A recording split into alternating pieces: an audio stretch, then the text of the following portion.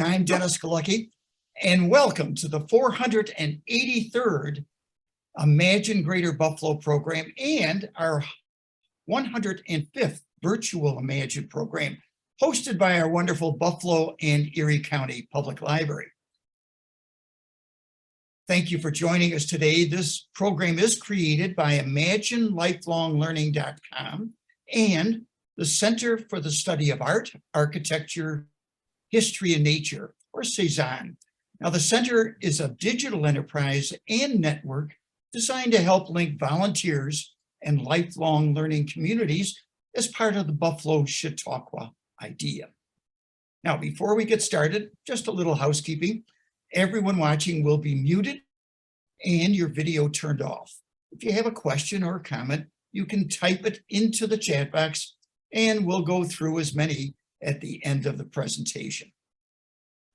We are recording this program so you can watch it again later on the Downtown Central Library's Facebook page and their YouTube channel, and we hope you share the link with others.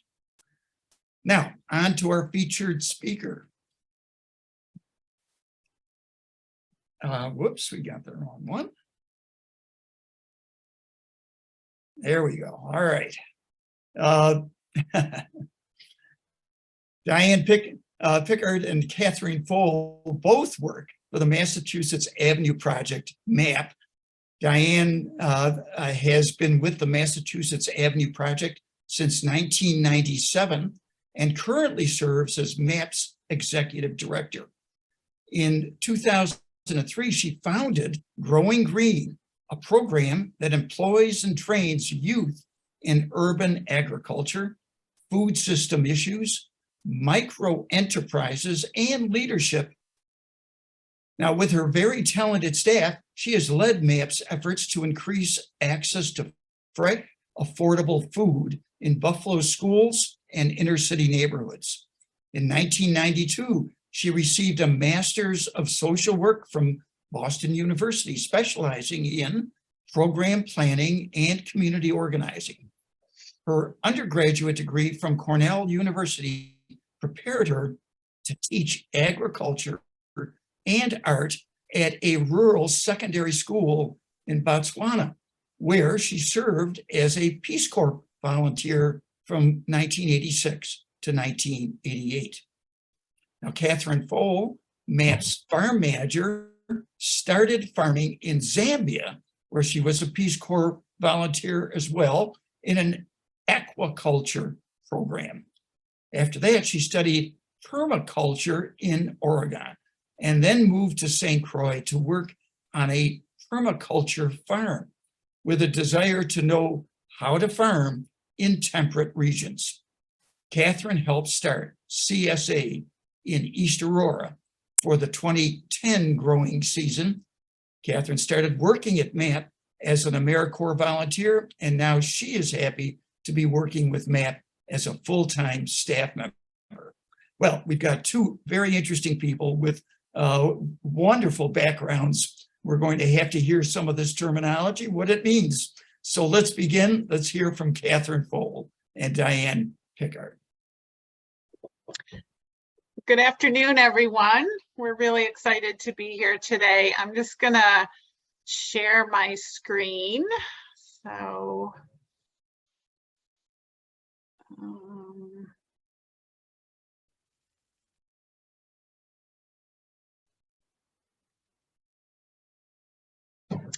okay, so can you see the slide? Okay.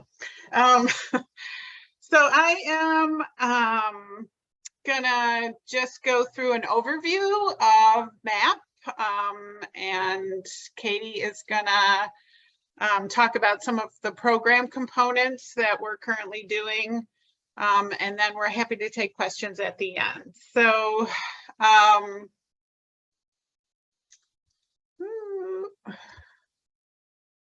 oops, sorry, trying to advance the slide, and there we go. So the Massachusetts Avenue Project was founded way back in 2000. And our mission is really to nurture a diverse and equitable food system in Western New York by promoting local economic opportunities, greater access to affordable, nutritious food, and social justice education. We do that by providing jobs and training to young people and leadership development in urban agriculture. We provide business opportunities for small-scale food entrepreneurs, market opportunities for local growers, and education and resources for the community. Youth are involved in all aspects of what we do at MAP. So they learn agroecology methods on our urban farm. They work on our mobile market, helping to get healthy food out to communities. We do some entrepreneurship training with them where they're making value-added products in our kitchen. They do a lot of learning about social justice and advocacy and how to make change in a community, and we try to get them involved in initiatives to do that. And they also are able to learn cooking and food preservation and nutrition education in our kitchen.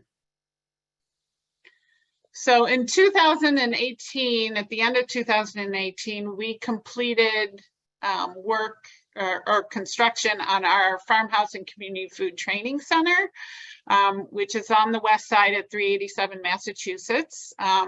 And this building was really built for our programs and to help expand our programs. So it includes an training space for all the workshops that we do with the community and the education we do with youth.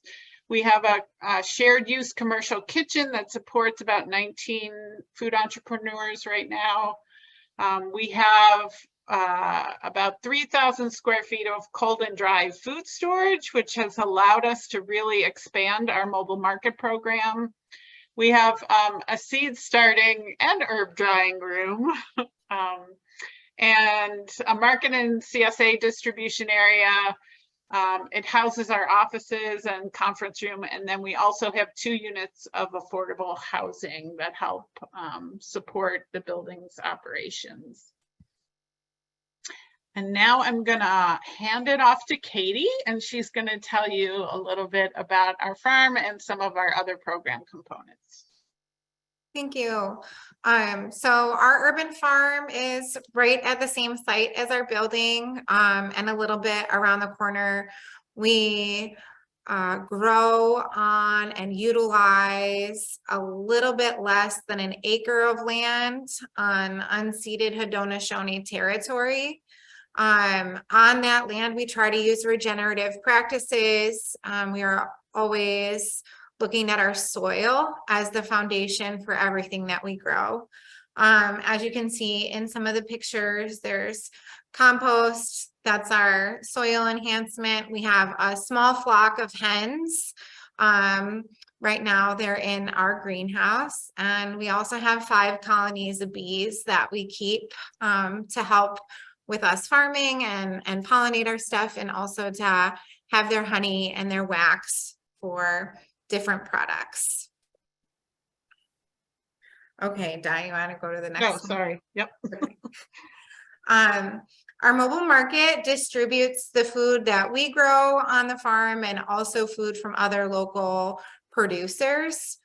We really try to adhere to a value system and purchase food that holds the values that we try to farm with, and that's the food that we're trying to distribute. So we sell food in, I think we're up to almost 15 sites, and we do it in partnership as a box program that we started a couple years ago called Veggie Van Express, where people can pre-order a box and then they pick it up on a certain day at a certain place every week.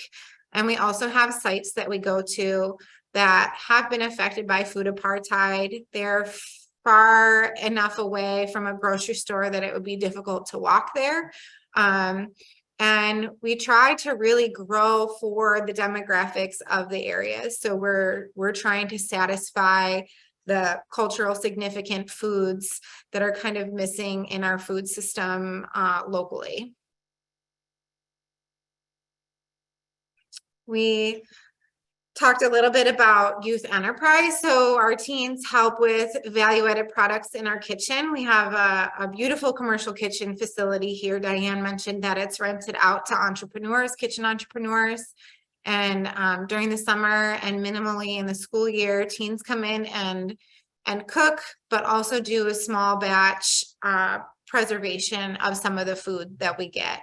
It's a great way to utilize stuff that doesn't sell on the market, and things that are kind of in abundance at a certain season. We're also doing cooking and nutrition education in the kitchen and also on our market. We work with Eat Smart New York on our market sites. They are educating our customers on different nutrition stuff and kind of helping to discuss and talk about the food system and how really fresh food has a different nutrient content than maybe some older stuff. You can see here our teens cooking a lot of really great looking produce.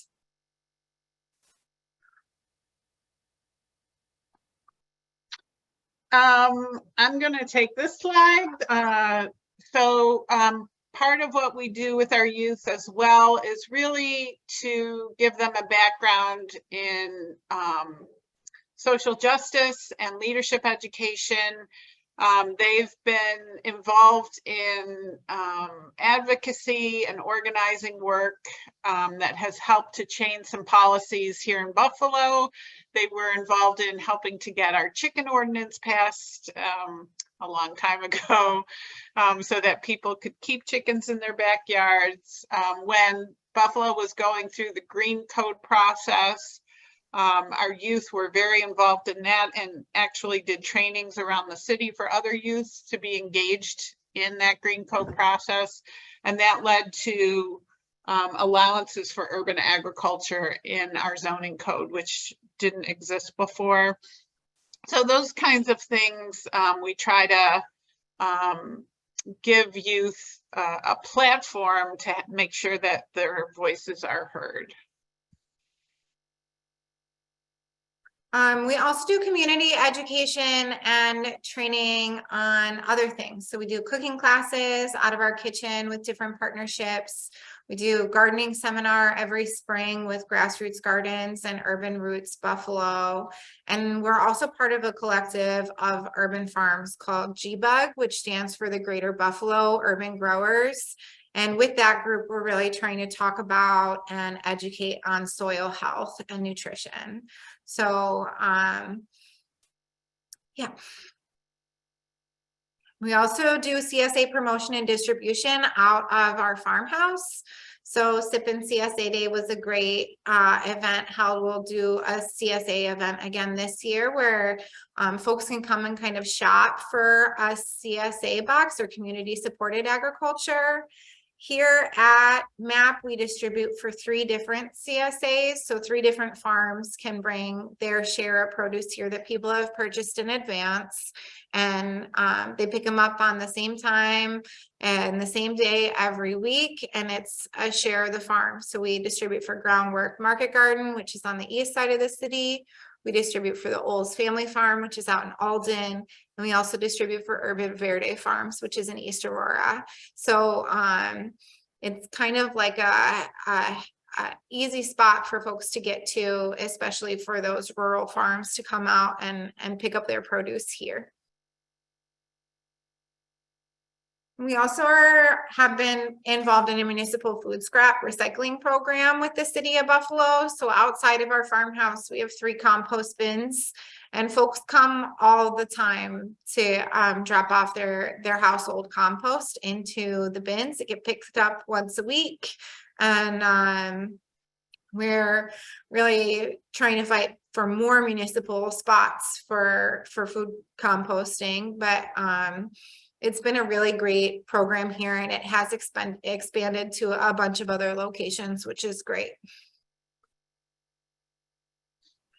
And then again, in keeping with the advocacy work that we do with youth, we have been involved in trying to change food policy, both in Buffalo and on the state level for many years. And these are just some examples. I'm not going to read through all of them, but some examples of things that we help to either get through or to help establish. Yeah, I was at a conference once and a lady was like, why do you do policy work? You're urban farmers. But, you know, unless we have policy change, we're never going to change our food system. And so we feel it's really important to take time to do that work as well. Actually, that is an old slide. So that is pretty much what we had to present. And we're happy to take any questions. It was a very quick and dirty overview. Well, that's, yeah, you could relate to the dirty part. Your hands do get dirty with this, with this operation. But Diane and Katie, that perfect overview. Tell me a little bit more about this collaboration. And the reason I say that is there more and more there's greater awareness of urban farming, the value of it, fresh food.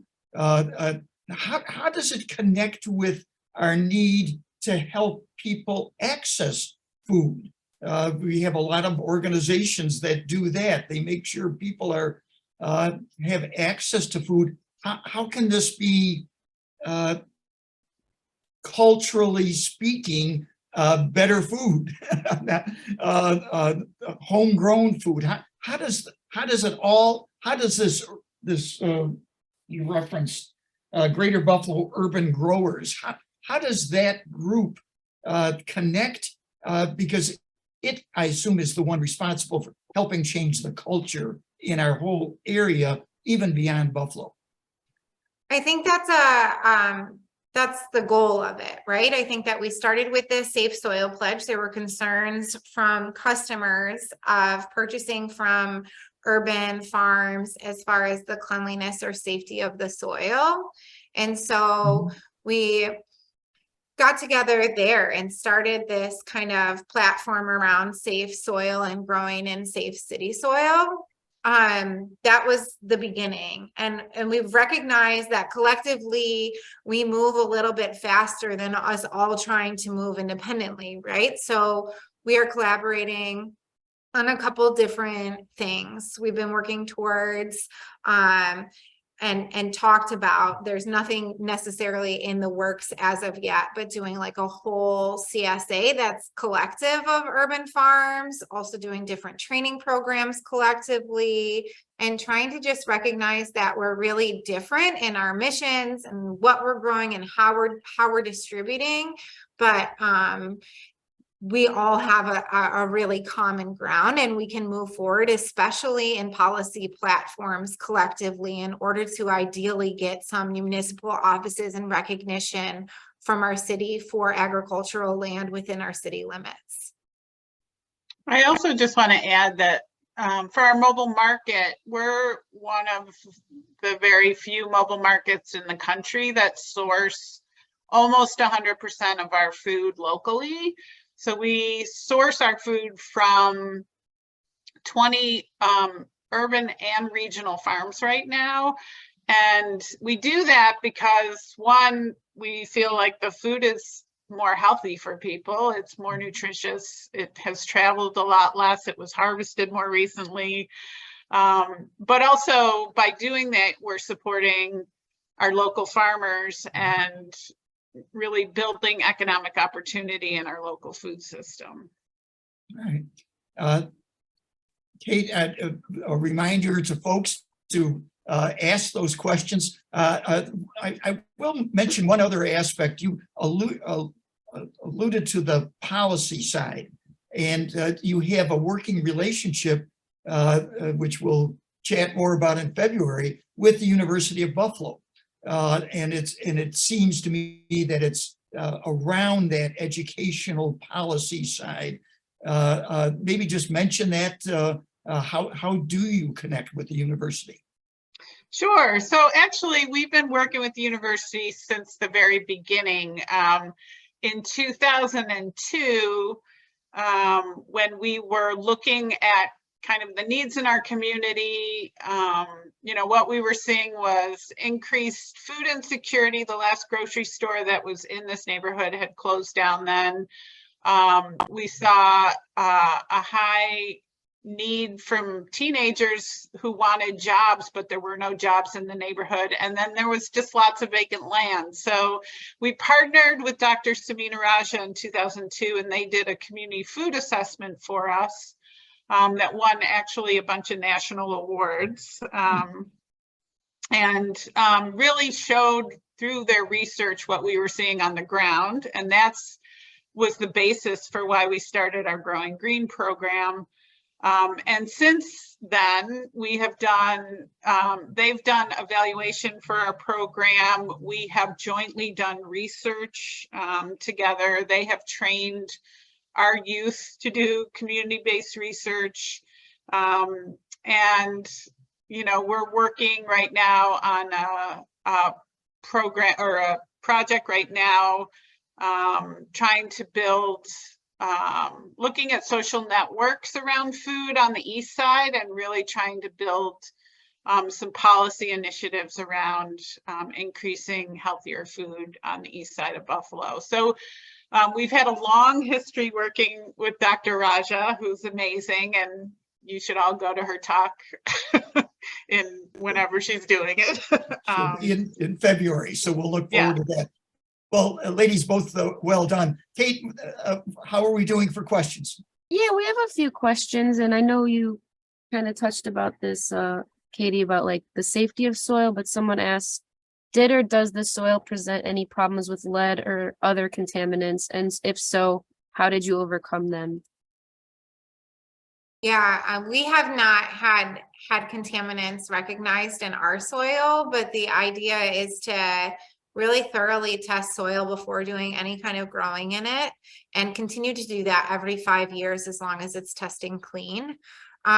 We work with Cornell Cooperative Extension, and also now have a community soil testing initiative going on where we can, if people are interested in growing in their yards, they can get their soil tested for free through a program that GBUG has raised funds for. I think if your soil is contaminated, we say to just like try to leave it alone. Remediation is hard and long, but we also have standards of growing in things like raised beds, right? If you do 12 inches above ground with some kind of barrier and new soil, then your food is safe. And the same thing with containers. So Diane mentioned we have a seed starting room. We grow a lot of seedlings. We have a seedling sale here. And I really try to source things that are easy to fit in small spaces or into containers in order to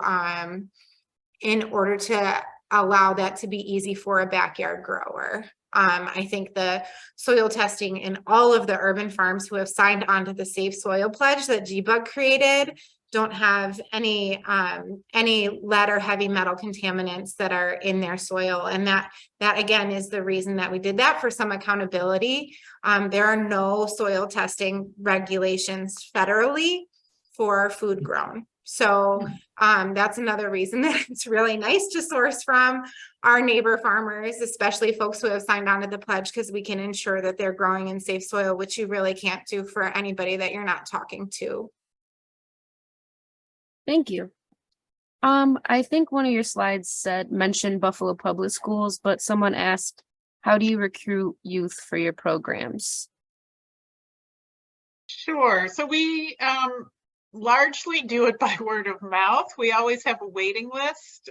So we have more youth who want to work for us than we have the capacity to do, unfortunately. But we do have a number of schools that refer youth to us as well.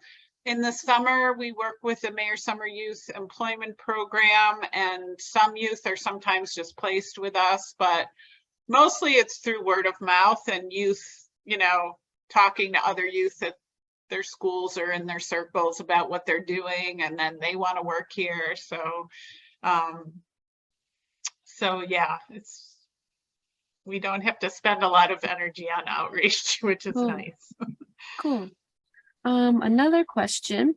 What do you see as MAP's biggest challenges and those of urban food system in general? Well, I'll start, and Katie, if you have other things, please add. I think, you know, I have seen us come a long way. I've been with MAP for 25 years, and I have seen, you know, the kind of education about food systems and the need for sustainable agriculture really grow in that time. But I do feel like a lot of the systems that are in place still favor kind of big agriculture, factory farms, you know, even like the bid process for procuring food, right? So one of the things we're working on is changing that bid process at the state level, because up till now, if you were buying food, you had to take the lowest bid, and usually the lowest bid is not the best quality food or food that takes into consideration you know, the way workers are treated or the way animals are treated, or, you know, how food is grown and the impacts on soil. So there's a bill right now in the Assembly that we're trying to get passed that would change that bid process. So there's all those kinds of systems issues that still favor kind of the unsustainable agriculture systems that we have in our country. So, but we're changing that. We're going to change it because we can't keep farming the way we do. We just can't. With climate change, it's all going to fall apart. So we got to build new systems now. Right. And Katie, do you want to add anything? No, I agree. I totally agree. Urban agriculture just got defined by the US Department of Agriculture, and it's kind of like swung the opposite way, where like if you have a tomato on your porch in a container, then you have an urban farm. So there still is a lot of work to do semantically and kind of like in the reality of where our place is in an agricultural system, in a greater food system. But I would say still we're battling just like local regulations and really trying to get the city on board to start, right? Like it doesn't matter if the USDA is recognizing urban agriculture if like where we're living isn't. And so land use policies and kind of this incentive for growing and recognition of how much work this does to heal and bind community and to encourage good health. So I think that's a struggle that I see, is just the lack of recognition locally. Yeah, we have a couple more questions. Someone asked, can you tell us about some of the culturally relevant crops you provide to Buffalonians and who can't find them locally? Who can't find them locally? Sorry. Yeah, I think you know, some of them I think can be found locally. I just think in areas that don't have access to healthy, affordable, fresh foods, a lot of the time culturally significant is not going to be at the Dollar General where folks are shopping for food. So instead of growing like big Italian eggplants, I'm growing small white African eggplants or bitter balls, or a small green Thai eggplant that we grow, Chinese string eggplants. Some of my herbs are culturally significant. We did lemongrass, a lot of Tulsi basil, which is an Indian herb. We do yard long beans, which are really popular in the Bangladeshi community. So green yard long beans, red yard long beans, those are great. I do a lot of Thai varieties of eggplant, or I said eggplant, of pumpkins. So like a green pumpkin, some different squashes. And most of the stuff that we realized that our customers were looking for and asking for, and then I'd try stuff and it would sell really good. So I just increased the amount of growing of that stuff to where now our farm is probably like 75% in that category, because it's hard for us to find it from other local producers. Nice. And then someone asked, what kind of lighting do you use in your seedling room? Yeah, good question. I have like a few legitimate plant grow lights, but mostly I'm using like fluorescent shop lights. It's not anything incredible. Our hardware store has these like closet lights that are LED, and they hang up really easy, and they're light and they're simple to move, and they don't take a lot of energy. And if I put 2 of those on a shelf, my seedlings do great. Yeah, I'll put a space heater down there, and it is just, I mean, it's glowing. But I have a handful of grow lights. You know, I try to keep switching them out. I think I'm down to just 1 shop light. And I'll use it till it breaks, and then I'll probably replace it with those closet lights. But I'm not using anything fantastic or full spectrum or anything like that. I'm just trying to get my plants germinated downstairs and grow until it's safe enough to bring them outside without them dying. And then we have some poop houses. So it's not for the long run. I'm not fruiting them under lights. It's not, their whole life isn't under there. It's just to get them started. Nice. And then this is the last question. Do you have any interface with Providence Farm? We do. We actually buy a lot of produce from them for our mobile market. And we have made it a priority to really source from BIPOC farms and LGBTQ and women-run farms. So yeah, that's probably the main way we work with them. But they're great. They're an amazing project. We'll be having them as a program later in the spring. Oh, that's great. Yeah, they're amazing. Well, it again, it's the whole area that you say. I'm curious. Those that do it, who for the most part owns the land that we're having urban farming happen on? Is it city-owned lots? Are they privately owned by next door neighbors and trying to do this? Is it a blend of different owners? But you know, there's an element of renting versus owning, and I'm just curious how much is owned, so that there's a continuum going on, and we're building something, not just temporarily doing it until suddenly there's something more valuable to do on the land. But see, it's a big question. See how you can tackle it.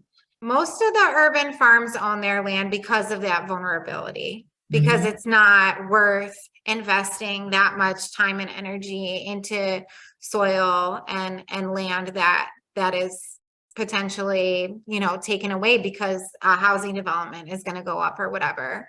Our grassroots gardens of Western New York, who is also a huge partner of ours in so many different facets, a lot of their land is not owned.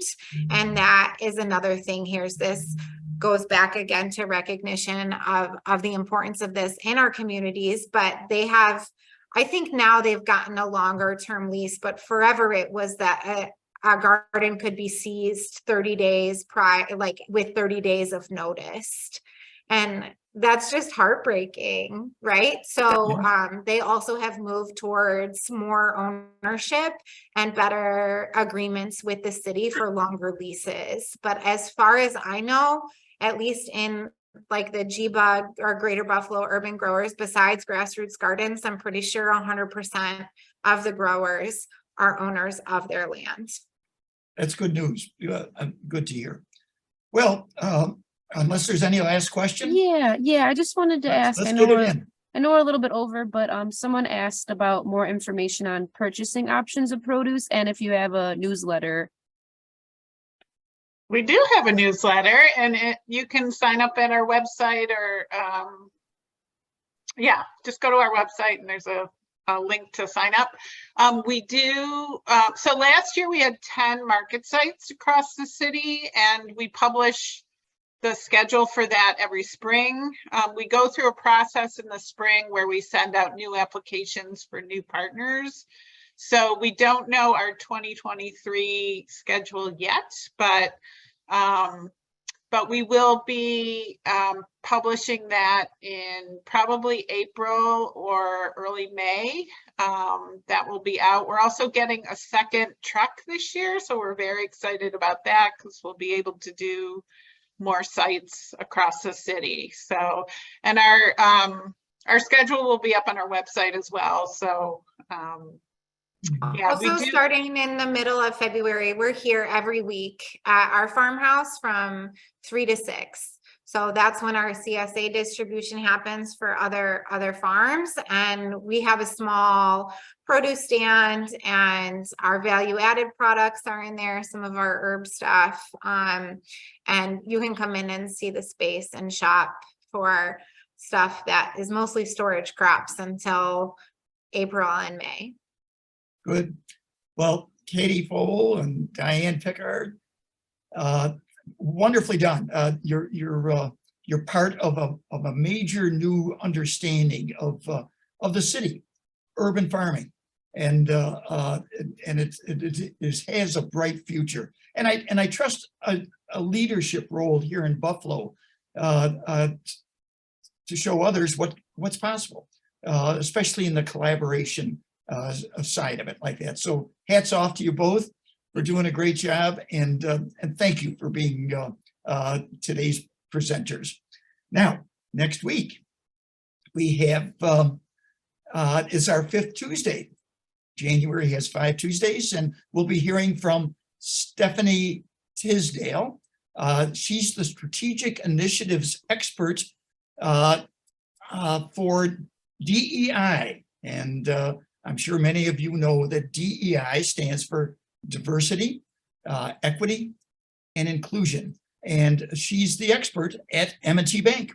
So we'll hear how our one S&P 500 representative corporation here in Buffalo is M&T Bank. We'll be hearing how they look at the subject. And look forward to that. So please get the word out to all your corporate friends. It'll be interesting. JD Hartman will be our co-host as well with Western New York Sustainable Business Roundtable, SBR. So I'm Dennis Galucki. Thanks for joining us today. Have a good day. Thank you. Thanks.